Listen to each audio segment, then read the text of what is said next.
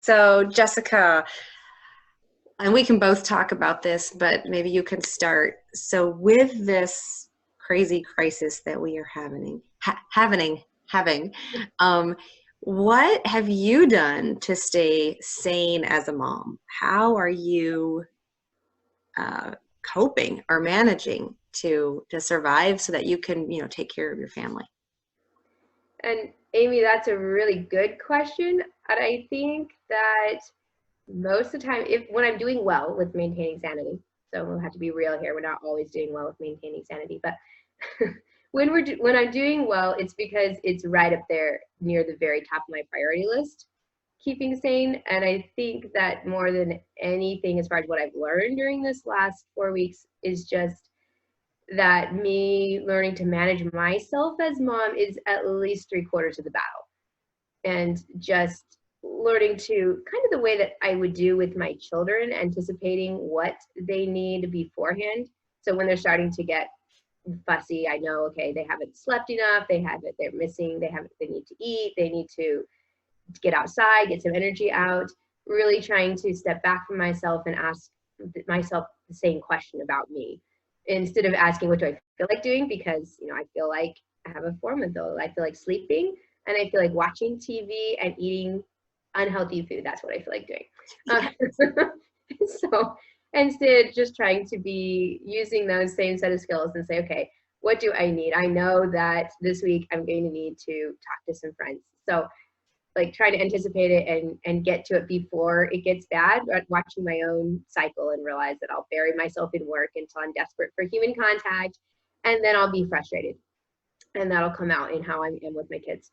And so working on like reaching out before that time, just managing those cycles and those patterns without the normal ways that you do that. Normally you have your places you go every week and you can readjust your priorities, your perspective, that kind of thing. So that's the biggest way that I do it. But how about you?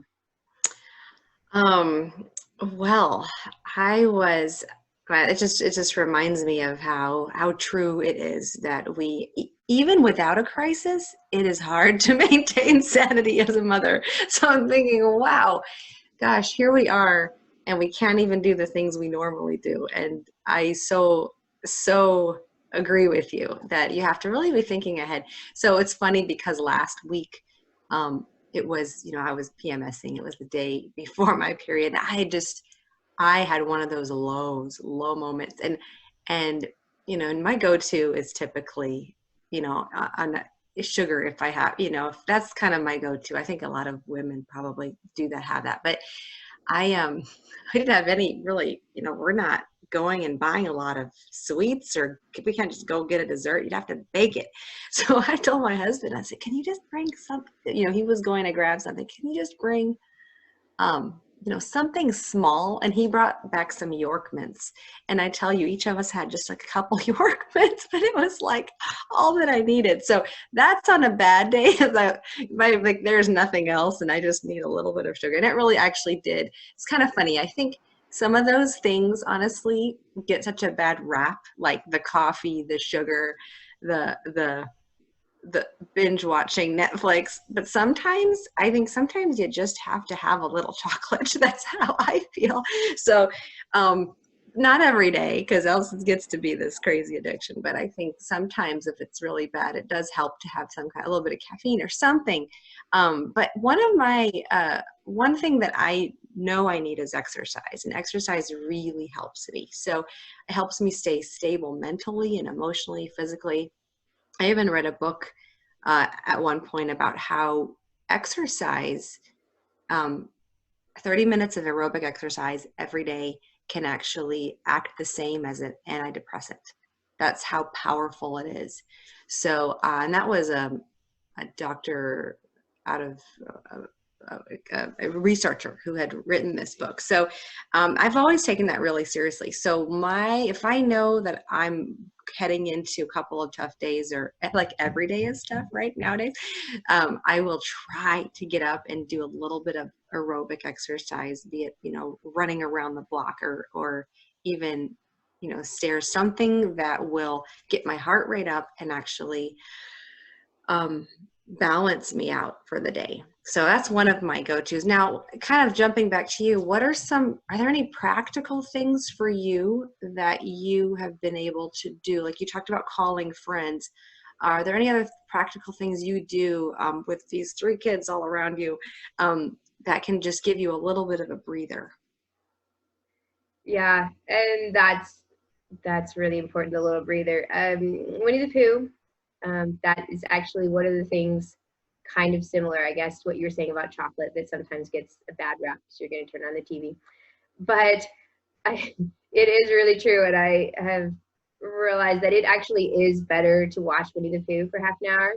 And while they're watching, they're sitting on either side of me. They feel like they're getting my time, and I'm just getting a break. I'm actually being able to hear myself think, to reset, to even text a friend if I want to. And so that's been actually like giving myself permission to use that sometimes Mm-hmm. trying to get a break has been really good. Other ways that I get a break is, I mean, part of it is, yes, with the three little ones, it's hard. So I will try at night after they're all down to get up and just do 15 minutes of something that makes me feel really good. So sometimes it's just reading a book by myself with nobody touching me. That is really, really nice.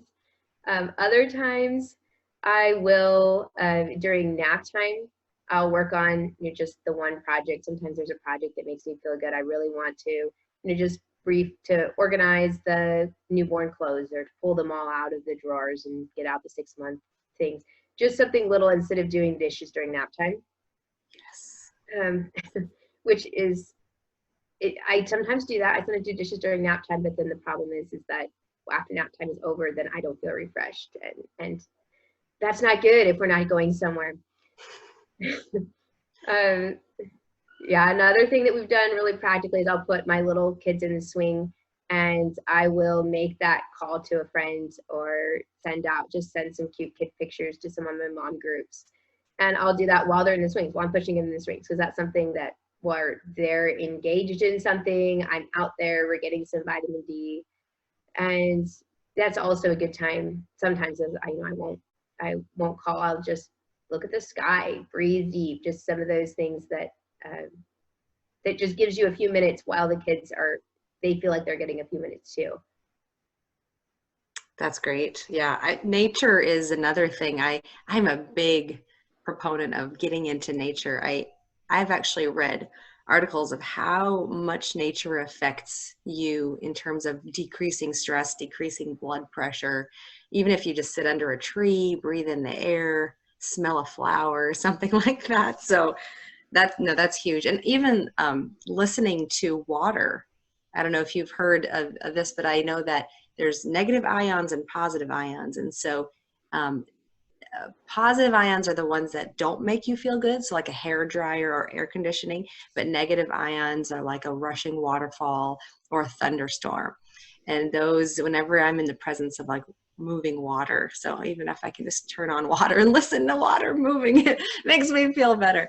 But just to kind of piggyback on what you said, I remember, I mean, actually, still to this day, I I'm a big, proponent of like the dishes.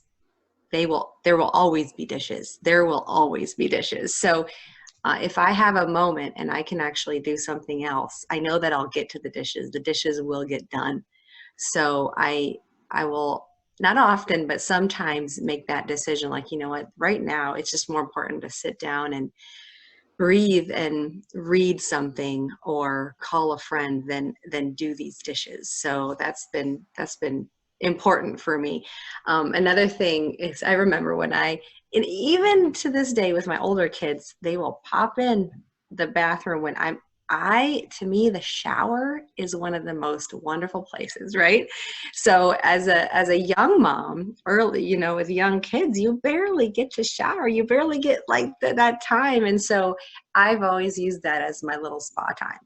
And just so enjoyed a moment in the shower. And it's funny, I remember a couple years ago when my oldest had just turned 11, and I I was so excited that I could now shower without the kids, popping in and out. And of course, I was literally thinking about it. And she walks into the bathroom and starts, pacing back and forth and, asking me some deep question about friendship. And I'm like, really? Really? I just wanted to shower. And it's sweet. These are sweet moments for a mother, but they're also like, oh, I just wanted to have a quiet shower. So that's great. Anything else you can think of as we're talking? Any other little ideas or thoughts that you wanted to add as we close? Well, yeah, just to go back to the exercise thing, I have found that that's been really helpful. And so I have been doing that with the little kids. It is tricky, and so I picked one of the morning nap time when my little guy goes down, and then we will all run to one of the back rooms, and I will actually put the little exercise video. I have this like postpartum exercise video on my phone, and I will play it in their room. And so we've been practicing and practicing, and it's a work in progress, but practicing not touching mommy while she's doing her exercise, which is difficult when you're 2 and 3. But it really is invigorating. Like it really does. I do notice the difference on those days.